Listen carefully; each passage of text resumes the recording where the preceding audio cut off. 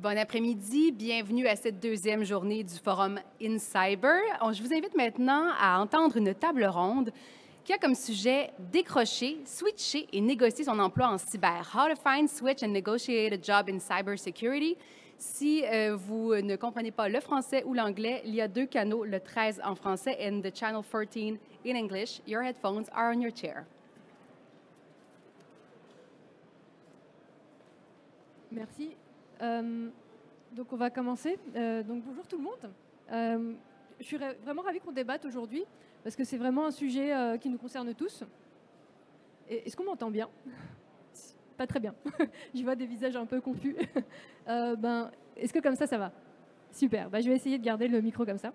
Donc ça concerne tout le monde, des personnes qui sont en reconversion professionnelle ou des personnes qui viennent dans le métier, qui sont nouvelles dans le métier. Et donc, en plus, trouver son premier emploi en cybersécurité et adapter des compétences acquises dans des domaines qui sont autres que celui de la cyber, c'est vrai que c'est des défis et qu'on doit avoir à chaque étape de sa carrière. Donc, je voudrais d'abord remercier les trois panélistes qui sont venus aujourd'hui et qui nous ont fait la gentillesse de venir participer à ce panel et qui vont vous partager leur expérience. Et donc, je vais vous inviter à vous présenter. Donc, Marie-Hélène, si tu veux y aller. Bonjour tout le monde. Hi everybody. Donc, mon nom est Marie-Hélène Dufour. Je suis gestionnaire en acquisition de talents. Jusqu'à tout récemment, j'étais recruteur senior. Ma spécialité est le recrutement en TI. Donc, ça fait plus de 10 ans que je travaille dans le recrutement en TI, incluant la cybersécurité. Je travaille pour un employeur, une corporation qui s'appelle IPEX Gestion. Donc, on est une grosse entreprise en Amérique du Nord, 50 sites au Canada et aux États-Unis. On a un gros département de cybersécurité, donc j'ai énormément fait de recrutement et engagé de gens en cybersécurité. Et donc, je vais passer la parole à mon collègue François. Merci, bonjour. Mon nom est François Gay. Je suis le fondateur du Canadian Cybersecurity Network. Le Canadian Cybersecurity Network est le plus gros réseau pour les membres de cybersécurité au Canada. On est rendu dans le coin de 34 000 membres. Notre rôle vraiment, c'est d'accroître le talent au Canada en cybersécurité et accroître le nombre d'entreprises de commerciales au Canada et de vraiment passer le message pour le côté cyber awareness au Canada, vraiment faire le côté éducation. Donc, pour nous, vraiment, c'est de donner des services aux individus et aux commerciales. Merci. Bonjour. Merci, Gabriel, de me recevoir sur ce panel.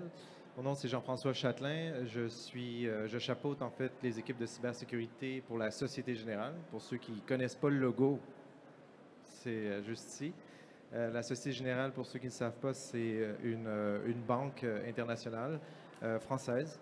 Et j'occupe ce poste depuis 2020, en fait, ici à Montréal. J'ai 20 ans d'expérience en informatique, principalement. Cybersécurité était l'accent que j'ai mis sur ma carrière depuis quand même plusieurs années, mais j'ai un parcours, je pense, assez typique, mais avec quelques déviations qui pourront, j'espère, enrichir notre conversation aujourd'hui.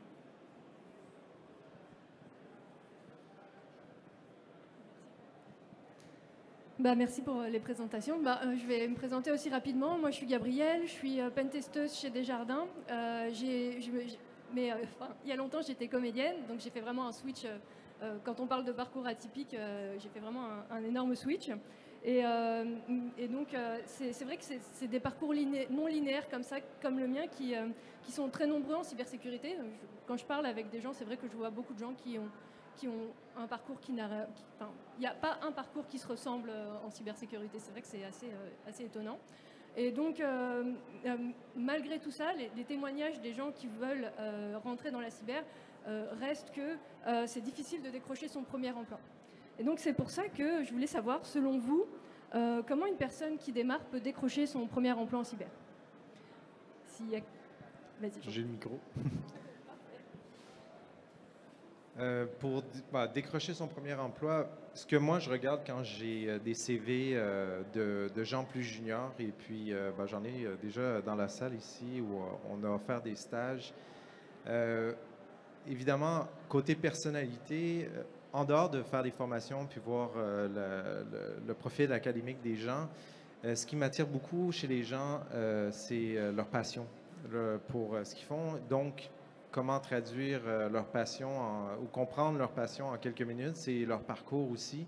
Puis comment ils se sont impliqués sur des projets, par exemple, sur des hackathons ou c'est vraiment combien de temps ils passent sur le sujet pour voir si c'est des gens qui vont tenir le coup. Je ne veux pas faire peur aux gens, mais je crois qu'au final, oui, on pourra parler de toute certification, etc., mais l'intention, c'est ce que j'essaie de remarquer le plus, en fait.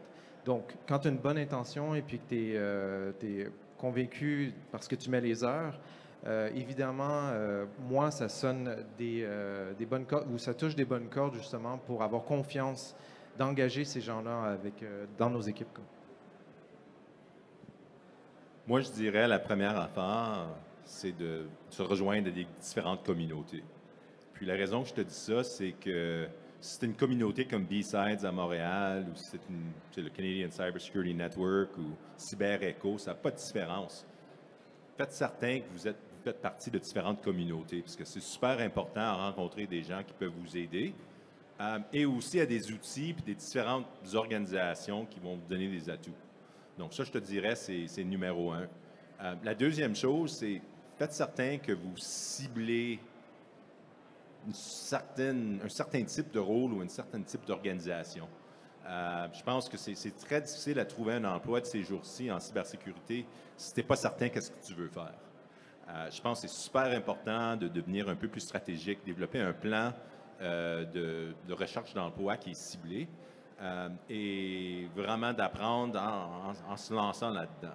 Puis vraiment de faire du networking avec des gens qui vont vous aider.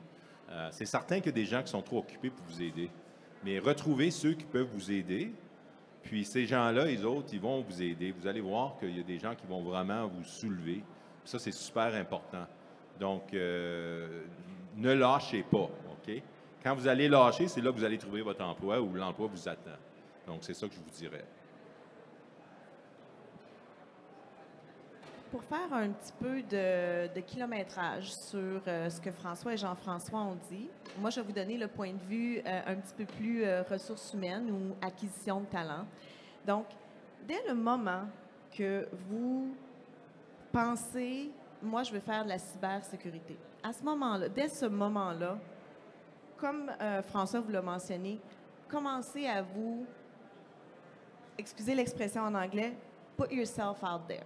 Donc, networking, faire partie de communautés de cybersécurité. Si vous étudiez en cybersécurité, dès le premier été, allez chercher des stages, c'est vraiment se mettre dans les réseaux, c'est se mettre en vue des entreprises, c'est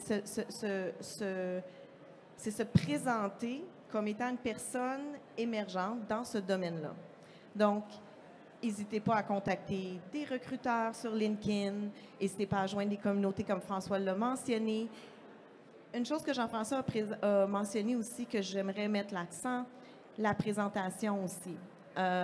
Et c'est important de bien se présenter, mais pas nécessairement se changer ou... Ce que je veux dire, c'est préparez vos CV, préparez vos choses à l'avance, soyez, on top of it. Fait que dès que quelqu'un vous arrive dans votre réseau puis vous dit « Hey, j'ai peut-être un poste de Cyber Security Analyst de disponible », le CV part tout de suite. Il est prêt. Assurez-vous de mettre tout ce qui est pertinent à votre expérience dans votre présentation, que ce soit votre profil LinkedIn, que ce soit des profils sur des communautés, que ce soit votre CV, le bon vieux CV. Assurez-vous que tout ce qui est pertinent à votre expérience. Il y a énormément de profils que moi, je révise en tant que Cyber Security Recruiter. les gens ne mettent pas leur expérience pertinente, ce qu'on appelle les skills, les transferable skills. N'oubliez pas de les mettre. Si vous avez travaillé comme service desk pendant un été avant de commencer vos études, mettez-le. C'est de l'information technique, c'est de la connaissance, c'est du background technique que vous avez. Si vous avez travaillé en call center, ça peut vous aider aussi parce que le service desk, la cyber security, si vous travaillez avec un emploi débutant, c'est possible que ces skills-là vous soient demandés aussi, d'être en mesure de travailler avec des clients à l'interne, d'aider des départements avec leur cybersécurité. Donc, il faut être en mesure d'offrir un service à la clientèle à ces départements-là à l'interne.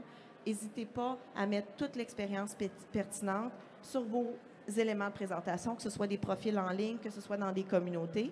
Et mon dernier point, c'est n'hésitez pas, même si vous êtes étudiant, à aller vous chercher des mentors, des gens qui vont vous donner des connexions dans le grand champ de la cybersécurité, qui vont vous aider à trouver une direction dans votre carrière, qui vont vous amener, parce que la cybersécurité, c'est énorme. Il y a tellement de choses que vous pouvez faire. Ça peut être extrêmement technique, comme ça peut être plus dans la cyber security governance. Donc, il y a énormément d'éléments et de carrières possibles. Allez vous chercher des gens, que ce soit au niveau de vos professeurs, que ce soit des gens que vous connaissez dans les communautés. Allez vous chercher des mentors, des gens qui vont vous aider à vous développer professionnellement et qui vont aussi vous aider à développer votre carrière en tant que telle, vous aider à décrocher un premier emploi et des emplois subséquents. Super. Oui, justement, merci d'avoir abordé les compétences transférables. On va en revenir là-dessus un petit peu plus en détail tout à l'heure. Mais avant, j'aimerais revenir et rebondir sur les communautés que vous avez abordées également et savoir si est-ce que vous pouvez nous donner les avantages d'appartenir à une communauté de cybersécurité, justement. Il y en a beaucoup de différentes, mais définitivement, vous avez parlé de mentorat. Donc, on offre un programme de mentorat pour la cybersécurité. C'est définitivement pas possible qu'on fait du mentorat pour tous les gens, mais un processus d'application. Puis, on a des gens qui sont prêts à aider. Ça, c'est vraiment important.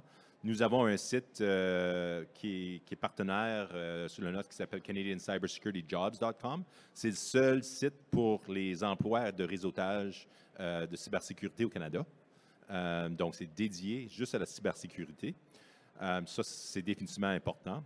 Nous avons notre groupe LinkedIn qui est pour des communications de toutes sortes sur la cybersécurité. Ça, c'est super important. Puis, je reviens à un point qui a été mentionné tout à l'heure. Faites certain que vous complétez vos profils. Il y a beaucoup de LinkedIn profiles. Il n'y a aucun titre. Il n'y a aucune information qui est pertinente pour que moi ou un recruteur identifie ce que vous voulez. Donc, ça, c'est important. Mais dans une communauté, il y a toutes sortes de services. Des services de formation, il y a des services juste de réseautage. On donne souvent, comme ici, on avait des passes gratuites à cet événement. On les passait directement à nos membres communautaires. Donc, c'est vraiment important que vous faites partie de ces communautés pour que vous puissiez participer à différents niveaux au travers de l'organisation. Puis, on a des nouvelles plateformes qu'on ajoute. J'en suis certain que CyberEcho, d'autres organisations font la même chose. Donc, ce n'est pas juste le Canadian Cybersecurity Network, mais on ajoute toutes sortes de nouvelles outils. Nous autres, on va ajouter un nouvel outil qui s'appelle Snapshot. C'est une plateforme de vidéo pour que vous faites des entrevues pour donner un aperçu aux employeurs de qui vous êtes. Ça, c'est très important. Donc, pour moi, qu'est-ce que les employeurs recherchent? Ils veulent embaucher vite. Ils veulent voir si vous êtes quelqu'un qu'ils veulent embaucher. Puis, ils peuvent le faire très vite. Ils peuvent prendre des décisions assez vite pour procéder aux emplois. Donc, ça, je vous le recommande définitivement. Puis, c'est gratuit. Donc, ça va être disponible très bientôt pour chaque individu. Bon, évidemment, c'est lui l'expert des communautés. Si je peux juste rajouter là-dessus, en fait, ici, c'est une communauté. On voit bien la pertinence d'en faire partie. J'espère que vous retirez énormément ou que vous retirerez énormément quand vous allez repartir. Évidemment, se mêler aux gens, le mentorat. Mentorat, ça veut dire quoi? Networker, rencontrer, partager, pas avoir peur de dire « je comprends pas, je connais pas, je suis nouveau » ou au contraire, « je connais, je suis disponible. Ici, il y a des brain dates, par exemple, où on peut démarrer des conversations et dire, ben, je suis disponible pour parler de vulnerability management ou de pen testing, ou j'aimerais entendre parler de vulnerability management et pen testing. Il faut aller de l'avant, il faut se mettre de l'avant. On a une tendance, malheureusement, malheureusement, c'est peut-être juste un fait, en informatique ou en cyber, des gens un peu plus introvertis. C'est peut-être parce qu'on passe tellement d'heures devant nos ordi solitaires à ne pas se mettre de l'avant. Un profil LinkedIn qu'il faut mettre à jour et puis être préparé, etc. Il faut passer cette barre-là. Et puis je reviens, puis je vais sembler peut-être comme un broken record, pardon l'expression en anglais, mais la passion, ça se transfère dans tout ça. Est-ce que j'ai pris le temps d'aller rencontrer des gens? Est-ce que j'ai pris le temps de mettre à jour mon LinkedIn profile? Est-ce que j'ai pris le temps de faire des exercices, des challenges ou même potentiellement des certifications? Pour revenir à ta question initiale, il faut se mélanger, il faut rencontrer, il faut se mettre un peu en danger, en fait, pour grandir dans ce monde-là, en fait. Le seul élément que je vais ajouter, parce que ces deux réponses-là est extrêmement complètes, c'est n'hésitez pas à à explorer les communautés qui sont autres que la cybersécurité. Donc, il faut se mettre dans des communautés de cybersécurité, mais n'hésitez pas à vous mettre dans des communautés qui seraient peut-être un peu plus généralistes en TI, des communautés qui seraient reliées au recrutement, par exemple. Je vais vous donner une anecdote très rapide. Récemment, j'ai engagé un Cyber Security Analyst pour travailler dans mon département de cybersécurité. C'est une personne qui m'avait contacté il y a 1 an et demi. Il m'a recontacté il y a 1 an. Il m'a recontacté il y a 6 mois. Et au moment où j'ai ouvert mon poste, il m'a recontacté. Et c'est lui qui a été engagé. Donc, n'hésitez pas aussi à aller de l'avant et à explorer des communautés qui ne seraient pas que cybersécurité. Cybersécurité, c'est probablement les plus importantes, mais n'hésitez pas à aller, comme on dit, taper dans d'autres communautés qui pourraient aussi comme vous apporter vers vos premiers emplois. Merci. Justement, oui, là on voit l'importance de la communauté et puis merci pour les réponses vraiment complètes. Et comme tu mentionnais tout à l'heure, Marie-Hélène, les compétences transférables, justement, je voudrais qu'on s'attarde sur la question de comment on fait pour mettre à son avantage des compétences qu'on aurait acquises dans d'autres expériences que celles du domaine de la cybersécurité et comment on fait pour les mettre à son avantage en cybersécurité, justement. Apparemment, c'est moi l'experte des transferable skills. Effectivement, il y a énormément de choses qui peuvent être pertinentes à mettre dans un CV ou dans un profil LinkedIn ou dans un profil de communauté. Parfois, c'est de la connaissance technique. C'est du background technique, c'est des emplois dans d'autres domaines des TI qui pourraient contribuer à décrocher un emploi en cybersécurité. Donc, c'est sûr que ces connaissances-là sont intéressantes. Parfois, on va penser à d'autres éléments, par exemple, des stages. Je vois souvent des CV que je réalise seulement en parlant avec la personne dans une première entrevue qu'ils ont fait des stages. Les stages, c'est super important. Des fois, ce n'est pas toujours en cybersécurité. Ça peut être, comme je l'ai mentionné tout à l'heure, un été en service desk ou en IT support, en call center, mais pour aider à débugger les gens, leur Internet. Donc, il y a énormément de choses qui sont des skills transférables dans vos emplois en cybersécurité. Mais il faut pousser plus loin aussi. Comme j'ai mentionné tout à l'heure, il y a du service à la clientèle parfois. Ça dépend du type de carrière que vous faites en cybersécurité. C'est des carrières qui sont un peu plus techniques, comme j'ai mentionné tout à l'heure, la sécurité réseau, par exemple. Effectivement, tout ce qui est technique est important à mettre dans un CV.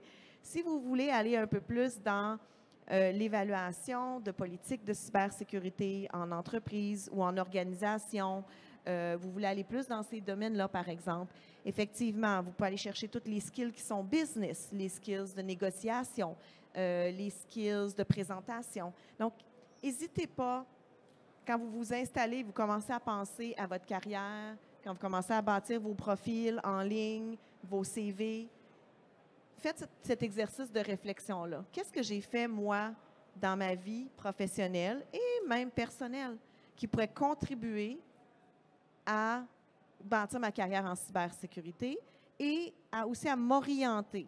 Parce qu'on l'a mentionné tout à l'heure, je pense que c'est François ou Jean-François, ou peut-être les deux, il y a plusieurs champs dans la cybersécurité et choisir un peu une orientation ou un grand champ dans lequel vous voulez aller, ça peut vous aider aussi à bâtir ces profils-là et à choisir les skills, les transferable skills à indiquer dans vos différents profils.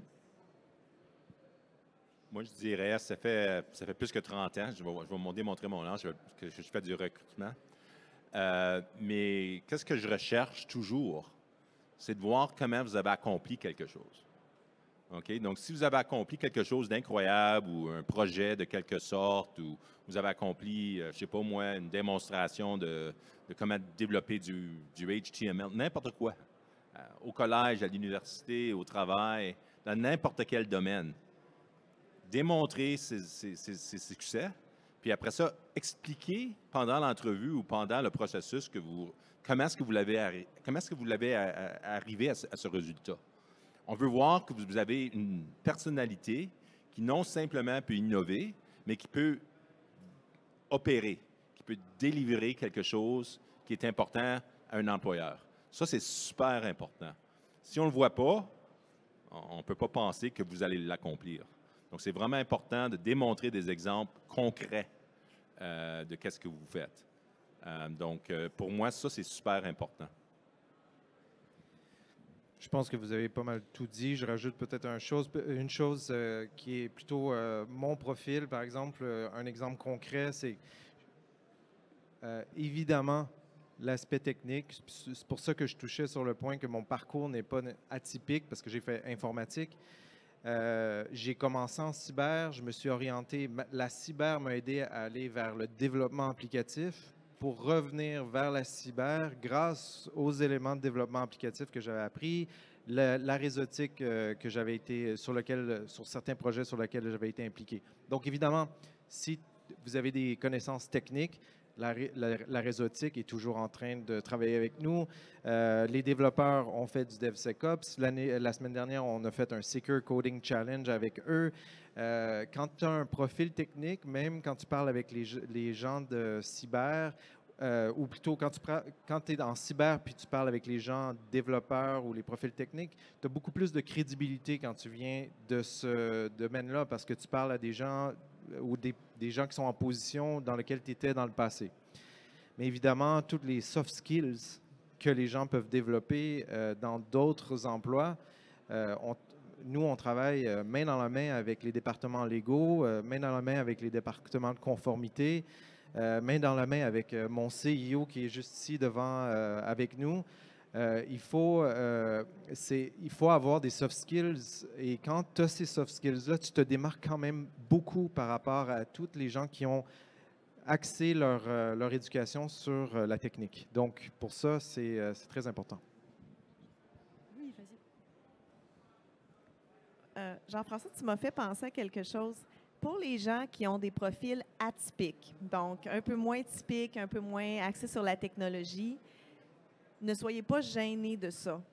Présentez-le comme une force parce que c'est de l'expérience. Encore une fois, les skills transferable, ça peut être une force dans vos applications pour les différents emplois. Donc, n'hésitez pas à présenter cette partie-là de votre carrière. Vous pouvez demander à notre modératrice. Ici, elle a commencé comme comédienne. Maintenant, elle est en cybersécurité. Moi, j'ai commencé en anthropologie. J'ai fait de la recherche. Ensuite, je suis tombée dans le recrutement TI. On peut tous avoir des profils atypiques, des profils typiques. Il s'agit de les présenter comme étant des forces, des choses qui vous construisent puis qui vous amènent dans ces domaines-là. Oui, merci beaucoup, tout à fait. Et c'est vrai que justement, moi, par exemple, j'étais comédienne, mais j'ai aussi été réceptionniste en hôtellerie. Ça m'a permis aussi d'avoir le sens du détail et c'est quelque chose que je peux appliquer dans le pentest. Et également, du fait que j'ai dû broadcaster mes compétences dans des blogs pour justement quand je cherchais un emploi. Eh bien, j'ai fait le fait de faire un blog, ça m'a donné aussi tout ce qui est compétences en écriture. Et donc, c'était important aussi de le mettre en valeur. Donc, vraiment, oui, toutes les expériences sont importantes et intéressantes. Donc, merci beaucoup pour ces inputs. Et donc, je voudrais aussi maintenant qu'on passe à un sujet qui porte un peu à la controverse. Et donc, c'est diplôme ou pas diplôme et certification ou pas certification. Je vais commencer. De plus en plus, on voit un changement qui se passe définitivement au travers des organisations. Il y a encore beaucoup d'organisations, malheureusement, qui veulent avoir des certificats et des degrés, etc. Mais on voit beaucoup d'organisations qui font un changement culturel et qui commencent à voir que c'est nécessaire d'avoir tous les talents dans l'organisation. Juste à cause qu'une personne n'a pas un degré en cybersécurité ou une certification en cybersécurité, bien, ça ne veut pas dire qu'ils ne peuvent pas faire la cybersécurité. Ça, on le sait. On a beaucoup d'exemples. Il y a beaucoup de gens à la conférence aujourd'hui qui n'ont pas de degré en cybersécurité. Ils n'ont peut-être même pas pris un cours de certification. C'est peut-être pas typique tout le temps, mais certainement, c'est le cas. Tu peux voir bien des entrepreneurs de la même façon. Ils commencent une business en cybersécurité ou en IT. Ils réussissent incroyablement. Ils n'ont jamais été à l'université. Ils n'ont pas de certification. Donc, pour moi, je regarde pour le talent, je regarde pour la communication, je regarde pour ceux qui vont prendre des opportunités, qui vont prendre ce que j'appelle des coups de lune. Moi, je suis un gros croyeur dans des coups de lune. Ça veut dire moonshots. Tu prends des chances, OK? Tu prends des chances, puis tu n'as pas peur de prendre des chances, puis de démontrer tes capacités. Donc, c'est de rencontrer quelqu'un qui est ici aujourd'hui, puis tu dis, ben, tu sais, ils ne vont pas parler avec moi. Allez-y, allez parler avec quelqu'un qui est différent, quelqu'un qui est peut-être un VP ou un CEO. Vous allez apprendre. C'est certain qu'il va y avoir des déceptions. Mais pour moi, je regarde pour le talent. Présentez-vous comme vous êtes. Présentez-vous en tant que vos passions. C'est certain que curiosité, passion, etc.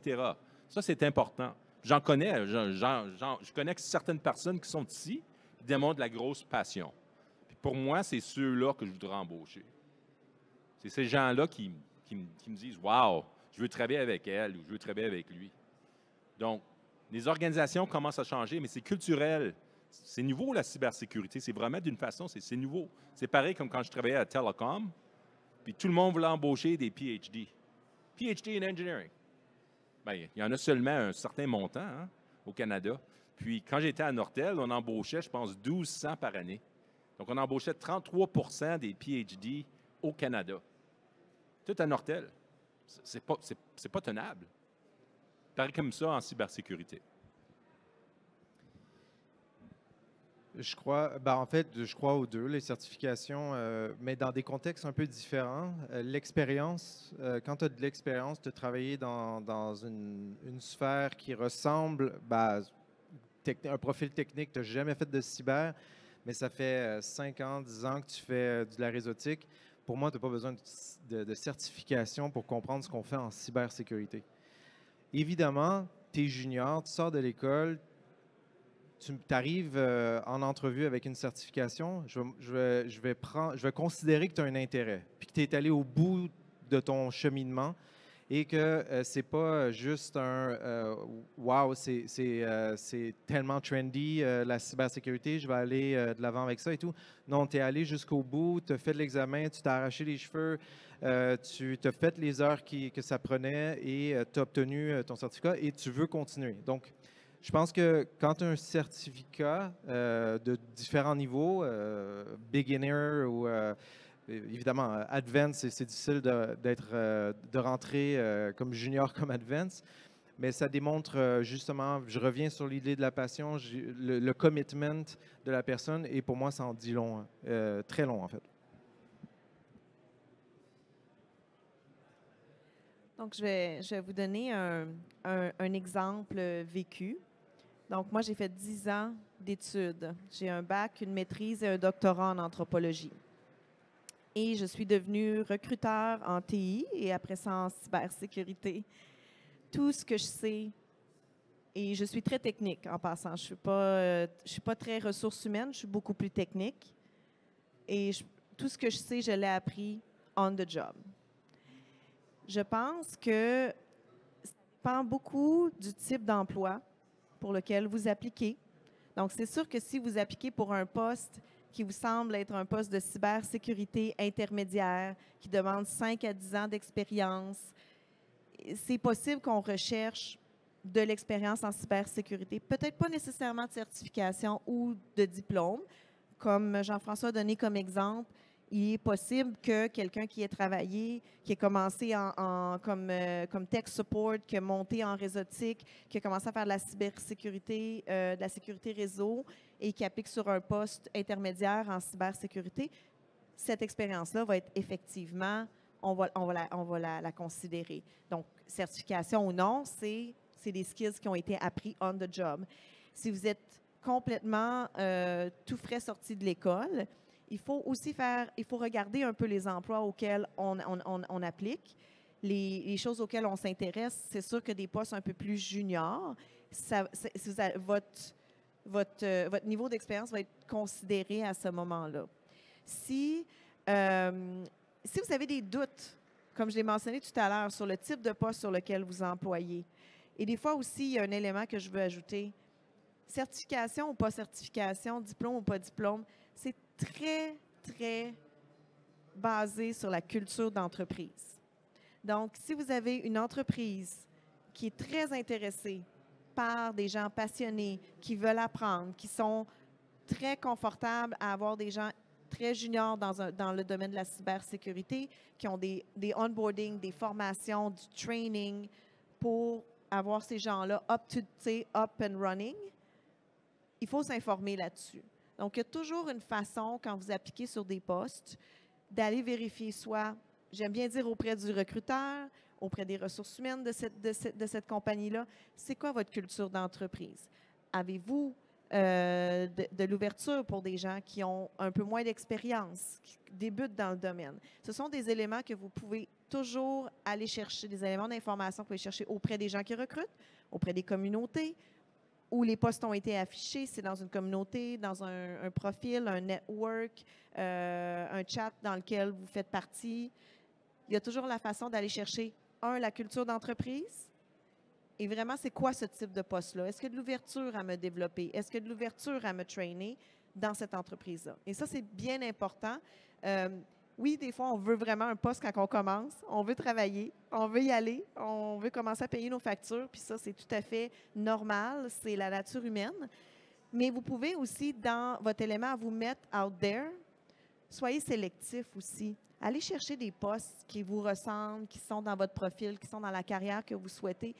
Vous allez avoir de meilleures chances de décrocher un emploi plus rapidement parce que ça correspond à ce que vous êtes puis à votre profil. Merci. Oui, et donc justement, on peut valider aussi ces compétences en créant un outil ou en participant à des projets. Et ça va vraiment dans le sens de chercher quelque chose qui nous ressemble.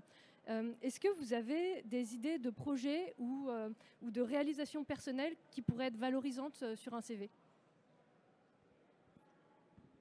J'ai une anecdote aussi encore. Évidemment, participer, faire des blogs ou contribuer à de l'open source ou l'aspect technique de faire du capture de flag, etc., c'est très bien, effectivement. Ça couvre l'aspect networking et tout. Mais juste pour revenir sur une anecdote personnelle, moi j'étais en informatique, j'ai parti ma boîte et là j'ai mis un suit. J'ai mis un suit parce que je devais gérer une business et j'avais un langage très, très technique dans le passé. Et mon projet, c'était de développer une application pour l'événementiel. Et donc, du coup, je me suis parti en affaires, j'ai engagé des développeurs. Bon, évidemment, je tournais toujours autour de la sphère de la technologie. Mais moi, ce que j'ai appris, c'est de gérer une business. Et cet apprentissage-là, aujourd'hui, comment je l'applique, comment ça m'a bénéficié dans mon day-to-day, c'est que maintenant, je comprends quand quelqu'un me dit, quand mon boss me dit, ben non, ça ne vaut pas la peine de mettre ce dollar-là à cet endroit-là, on va le mettre à cet endroit-là. Parce que pour moi, c'est ça mon métier. J'expose les risques et je demande au management, est-ce qu'on peut avoir les sous? Je comprends chaque dollar qui est investi et pourquoi ils ne l'investissent pas au moment où ils ne l'investissent pas. Donc, pour moi, c'est de comprendre un peu plus le sens de la business. Parce que tout ce qu'on fait en cybersécurité, c'est de protéger la business. Et quand on protège la business, on doit, de notre côté, leur expliquer les risques, mais c'est à eux de prendre la décision s'ils vont investir pour couvrir ces risques-là. Donc, ça m'a donné un peu d'empathie vis-à-vis la business et ça me donne aussi une capacité d'exprimer d'une façon dont eux vont comprendre mon message, en fait. Juste un petit peu ajouter peut-être. Je dirais que le plus que vous pouvez faire en tant qu'ajouter des projets sur votre curriculum ou rien comme ça, c'est super important. Je te dirais, si vous avez quelque chose que vous avez fait sur GitHub ou n'importe où d'autre, une blog, n'importe quoi, n'importe quelle sorte d'effort pour démontrer une sorte de compétence ou une passion pour la cybersécurité, c'est super important parce que c'est ça qu'on recherche. Parce qu'un curriculum, un CV, là, vraiment, là, ça ne dit pas beaucoup. Mais qu'est-ce qui est important, c'est de voir vos projets. Est-ce que vous avez travaillé une sorte de business? Est-ce que vous avez essayé de commencer une petite entreprise de quelque sorte? Une dissertation de quelque sorte, une présentation PowerPoint sur quelque chose, un sujet qui vous intéresse, n'importe quoi comme ça, ça démontre une capacité, un intérêt plus approfondi. C'est ça qui va vous soulever comparé aux autres. Une participation à la communauté. Il y a certains gens dans ma communauté qui participent beaucoup plus. Puis ça, c'est un atout parce que les employeurs regardent, ils savent, ils voient une passion dans certains individus qui sort, qui donnent des opinions, qui demandent des questions, etc. Donc, continuez à contribuer dans vos communautés. Puis ça, c'est un autre exemple qui va vous ressortir. Voilà, la seule chose que je vais ajouter, c'est n'hésitez pas à sortir des sentiers battus aussi. En sortant des sentiers battus, vous vous distinguez. Moi, je suis des gens, par exemple, sur TikTok, qui parlent de cybersécurité. Si vous parlez de cybersécurité sur TikTok, n'hésitez pas à mettre quelques liens dans votre CV de petites vidéos que vous avez fait informatifs sur la cybersécurité. Même chose sur Instagram. Tous les projets scolaires, si vous avez un mentor qui vous suit régulièrement, n'hésitez pas à mentionner que vous êtes dans un programme de mentorship avec le mentor. Puis généralement, ce mentor-là peut devenir aussi une référence pour vos emplois. Donc, n'hésitez pas à sortir des sentiers battus. Comme ces deux messieurs l'ont mentionné plus tôt, tout projet qui démontre la passion pour le sujet, qui démontre des accomplissements, c'est intéressant. Puis si vous avez aussi même des projets qui sont un peu plus originaux, qui sortent du cadre, n'hésitez pas à les mettre aussi. C'est intéressant pour nous, les employeurs. Super, merci beaucoup. Et donc, pour arriver sur autre chose, on parle beaucoup des pentesters et du SOC, mais il y a énormément d'autres métiers dans le domaine de la cybersécurité.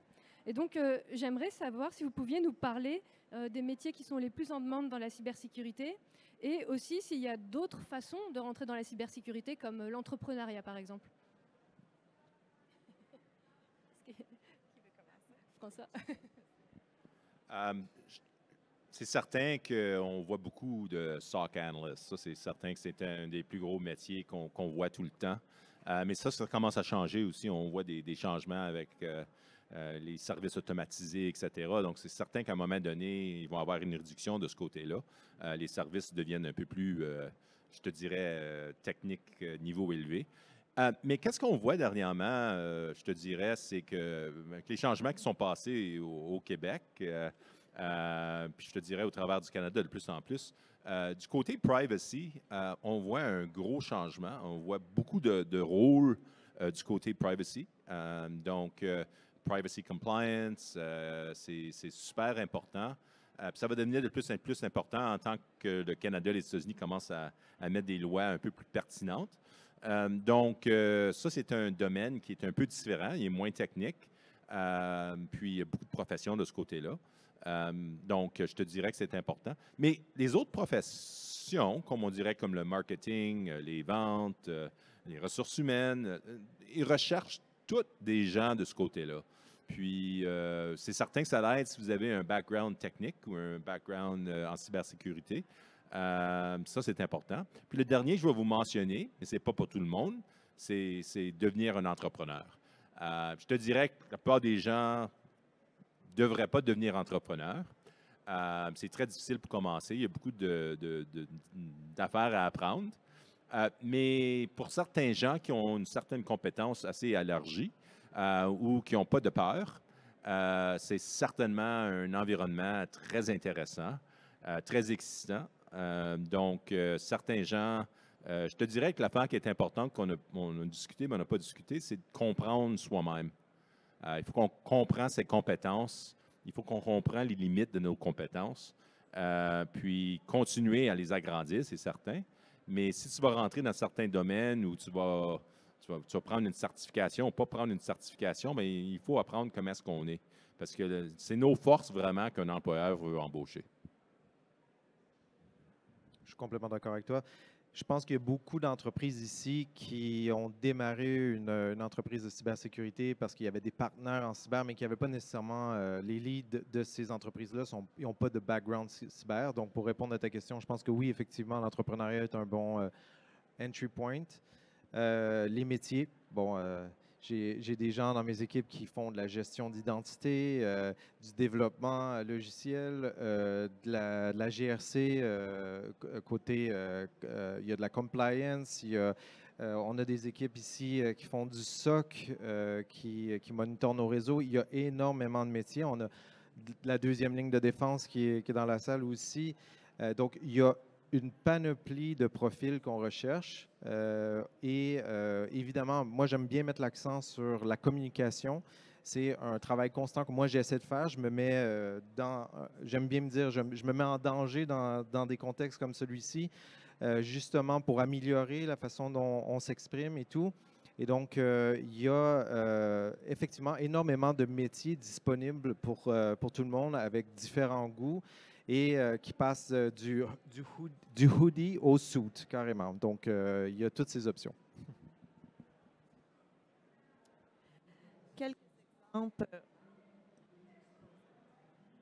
Quelques exemples. Ah, c'est bien.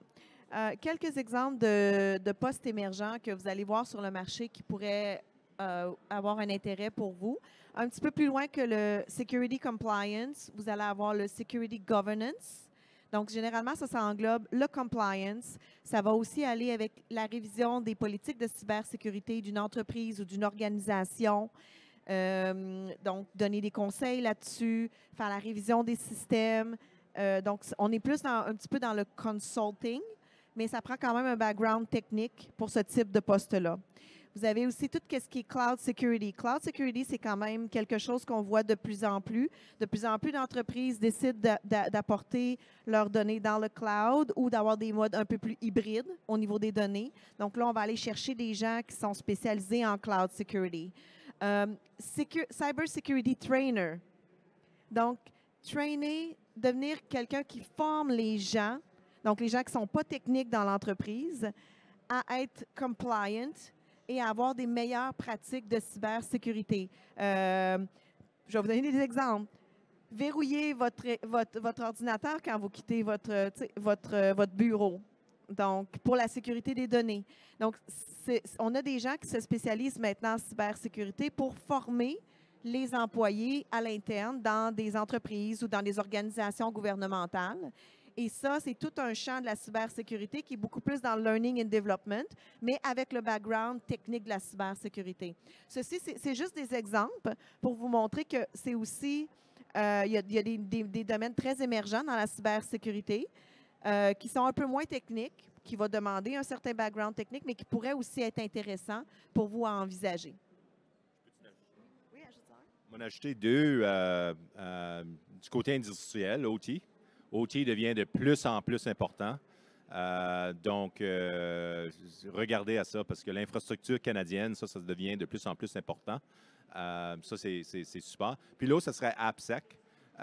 Donc, le développement des applications en sécurité devient de plus en plus important. Oui, tout à fait. Et donc, ma prochaine question, ça venait sur le fait que s'adapter aux nouvelles technologies, ça demande, et se former à ces nouvelles technologies, ça demande du temps et ça demande de l'argent autant aux entreprises qu'aux employés. Et du coup, je me demandais comment les salariés doivent négocier pour avoir du temps de formation et un budget d'apprentissage, selon vous?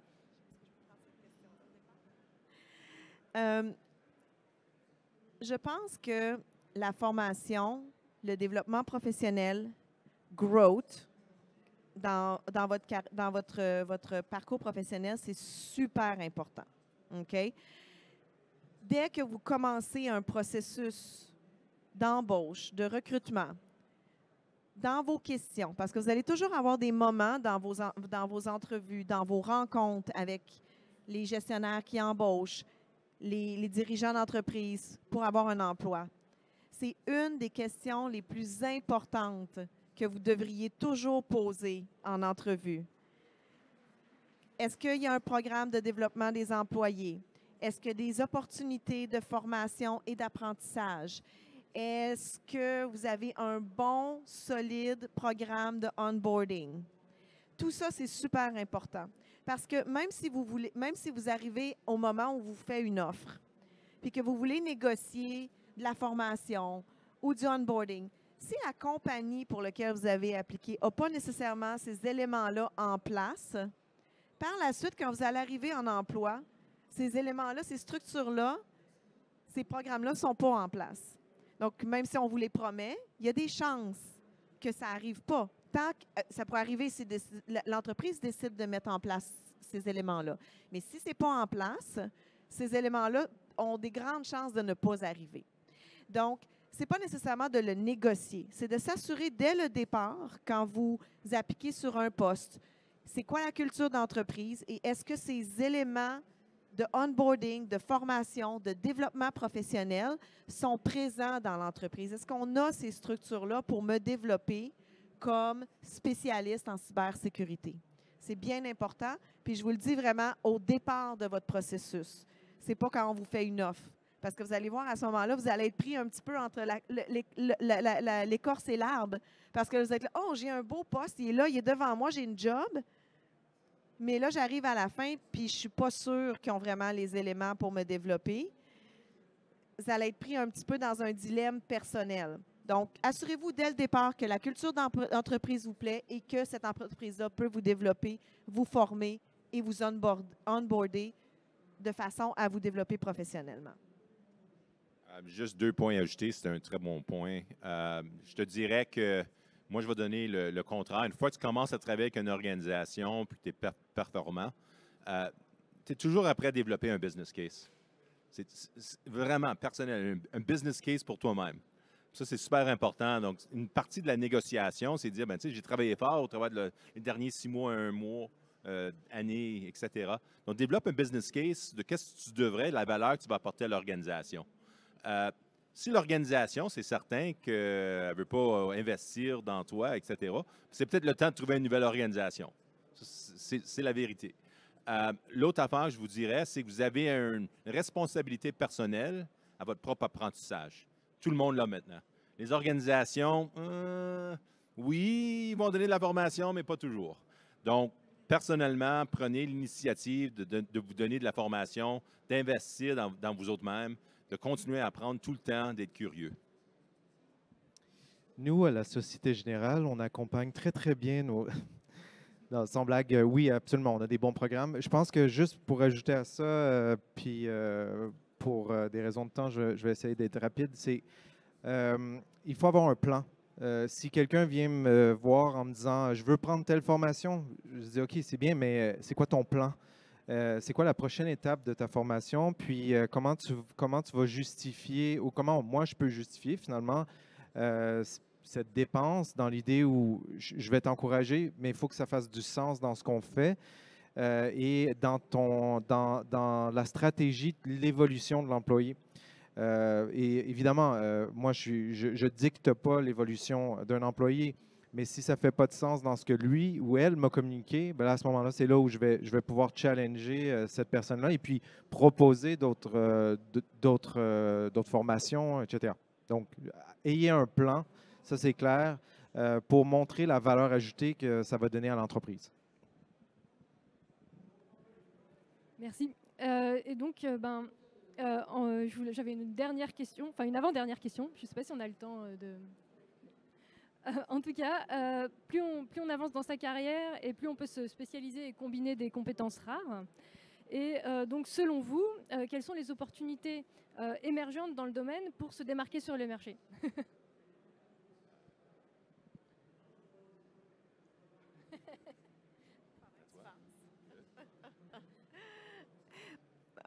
Dans le fond, cette question-là revient un peu au domaine là, qu'on vous a présenté tout à l'heure. C'est vraiment des domaines qu'on voit de plus en plus se présenter. Vous allez avoir des postes qui sont affichés de plus en plus dans ces domaines-là, le compliance, le governance, le cloud security, Internet of Things, IoT. Moi, mon entreprise, on est dans le manufacturing, le manufacturing 4.0 qui devient, qui nécessite qu'il y a beaucoup plus de robotisation, Internet of Things, AI. Donc, la cybersécurité devient extrêmement importante dans ces contextes-là. Qu'est-ce qu'on a mentionné aussi? Hein? Il y a vraiment beaucoup de domaines, governance, cybersecurity training, pour les organisations, le consulting, se partir une entreprise, construire des produits de cybersécurité. On ne l'a pas mentionné aussi dans le sales. Si vous avez un esprit plus entrepreneur, vous aimeriez construire un produit de cybersécurité. C'est vraiment des choses qui sont, qui sont trendy puis qui peuvent faire que vous vous démarquez sur le marché bien sûr, dans le marché de l'emploi de la cybersécurité. J'ai un élément que j'ai oublié d'ajouter tout à l'heure, puis ça vient de me venir en tête. Si vous êtes intéressé, au moment que vous commencez un processus de recrutement, puis que vous avez déjà une certification en tête, vous avez déjà un training que vous aimez faire, n'hésitez pas à le mettre sur la table et dire, eh bien, moi, je suis super intéressée par ce poste-là, mais dans la prochaine année, j'aimerais ça faire cette certification-là. Dès que vous embarquez dans la job, si on vous embauche, dès qu'on vous embarque dans la job, dès que vous commencez le poste, le gestionnaire qui vous a embauché le sait que vous voulez faire cette certification-là et il va faire tout ce qu'il peut pour vous soutenir là-dedans. Que ce soit vous donner quelques heures pour aller faire cette certification-là, c'est pendant le jour. On a des programmes, moi je sais que mon entreprise, on a des programmes de remboursement, des certifications et des diplômes qui sont faits, qui sont reliés à l'emploi. Donc, c'est pour ça que je disais tout à l'heure, n'hésitez pas à vous renseigner sur les programmes de développement de chacune des entreprises. Un mot, moi, je pense que pour se démarquer, évidemment, tous les domaines émergents, IoT, AI, etc., machine learning, je crois que on a un low-hanging fruit, c'est la communication. On mise beaucoup sur nos compétences techniques, notre compétence sur le sujet en tant que tel, mais c'est quelque chose qu'on fait à la Société Générale, c'est d'essayer d'augmenter les compétences de communication. Parce qu'on est dans un domaine complexe et d'essayer d'expliquer ce qu'on fait, c'est un art. Donc, si on se perfectionne pas dans la communication, on n'évolue pas beaucoup, on va rester au même niveau. Donc, quand quand on cherche quelqu'un pour rejoindre nos rangs, moi, je considère énormément la façon dont la personne est capable de s'exprimer et puis communiquer à la fin, le risque aux autres départements, à nos collègues, à notre management. Donc, communication, c'est quelque chose d'extrêmement important. Pour finir ça, je vais juste dire, prenez beaucoup de chance. Prenez des coups de lune. Je vous garantis, prenez des coups de lune. Take moonshots. Go for it. Merci beaucoup. La dernière question, c'est quels conseils et astuces vous donneriez à des débutants ou des personnes, des professionnels en cours de carrière pour évoluer dans le domaine? Soyez curieux. Continuez toujours à apprendre. Écoutez des différents blogs, écoutez des différentes affaires sur différents sujets. Intéressez-vous à Quantum, intéressez-vous à AI.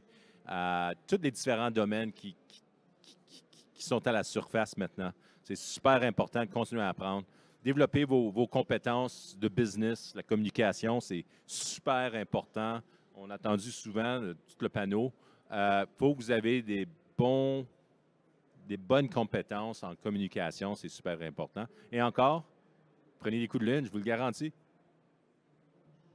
Je pense que tout a été dit, en fait. Au final, tout repose sur vous pour justement mettre de l'avant vos compétences. Il faut absolument que vous soyez certain de ce que vous voulez faire. C'est sûr que d'aller à gauche, à droite, essayer ça, essayer ici, concentrez-vous sur ce que vous voulez faire. Soyez pas, moi dans le temps, c'était 5 ans au même endroit et puis après, je passerai à autre chose. C'est peut-être plus le cas aujourd'hui avec la jeune génération de prendre du temps puis se bâtir une expérience. Disons 2 ans maintenant, mais pensez pas avoir tout appris.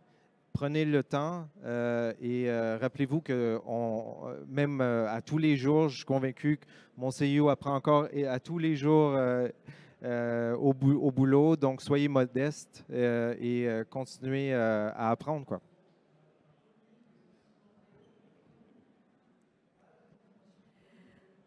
Je pense que vraiment tout a été dit dans ces trucs et astuces-là.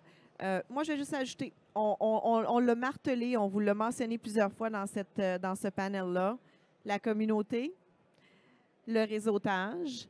Comme je vous l'ai mentionné tout à l'heure, moi, je suis recruteur. J'ai probablement 2 ou 3 postes qui vont ouvrir en cybersécurité dans les prochaines semaines. N'hésitez pas à venir me voir si vous avez des CV. C'est des postes un peu plus juniors, des cybersecurity analysts un petit peu plus généralistes. Je n'ai pas les descriptions avec moi, mais si vous êtes intéressé à me donner un CV, à vous connecter avec moi sur LinkedIn, c'est un très bon truc ou une très bonne astuce pour peut-être décrocher des emplois. Donc, je pense que tout ce qu'on a mentionné ici, plus j'aime bien dire nourrissez vos communautés, nourrissez vos profils, nourrissez votre réseau. Ça va vous donner une longueur d'avance, c'est sûr. Ben, merci beaucoup. Je ne sais pas si vous avez des questions dans la salle ou si c'est bon pour tout le monde. Super, ça veut dire qu'on a fait une bonne job. Merci beaucoup tout le monde. Merci.